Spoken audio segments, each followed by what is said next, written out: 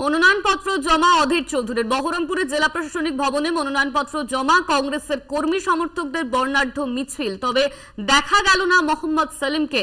মনোনয়নপত্র জমা দিলেন অধীর চৌধুরী। এই নিয়ে আমরা বিস্তারিত জানবো। আমাদের সঙ্গে রয়েছেন আমাদের প্রতিনিধি কল্যাণ চন্দ্র। কল্যাণ, মনোনয়নপত্র জমা দিলেন অধীর চৌধুরী, ঠিক কি জানা যাচ্ছে?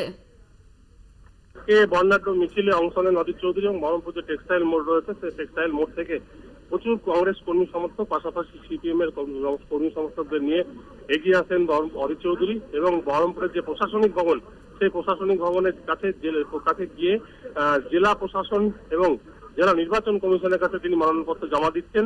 এই মুহূর্তে অধীর চৌধুরী মুর্শিদাবাদ জেলা শাসক তথা জেলা নির্বাচন কমিশনের কাছে রয়েছেন, তার ঘরে মনোনয়নপত্র পেশ করছেন। তবে আজকের এই অধীর চৌধুরী মিছিলে মোহাম্মদ সেলিমকে দেখা যায়নি, যদিও মীনাক্ষী মুখার্জি এসেছিলেন যে প্রশাসনিক ভবন, সেখানে তিনি এসেছিলেন। যেটা জানা যাচ্ছে প্রচারে ব্যস্ত থাকায় মোহাম্মদ সেলিম আসতে পারেনি, তবে প্রচুর সিপিএম কর্মী সমর্থক ছিলেন।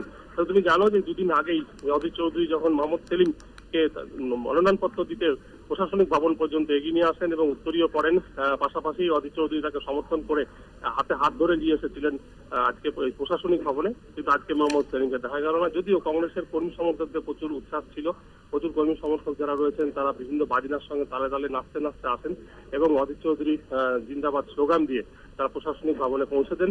এরপরেই প্রশাসনের বিশেষ করে নির্বাচন কমিশনের নিয়ম অনুযায়ী 4 থেকে 5 জনের বেশি ঢোকা যায় না এবং তারাই নমিনেশন পত্র ফাইল করছেন। এই মুহূর্তে অধীর চৌধুরী মুর্শিদাবাদ জেলা নির্বাচন কমিশন তথা জেলা শাসকের কাছে রয়েছেন। এখনো নমিনেশন পত্র পেশ করার কাজ চলছে, এখনো প্রক্রিয়া শেষ হয়নি।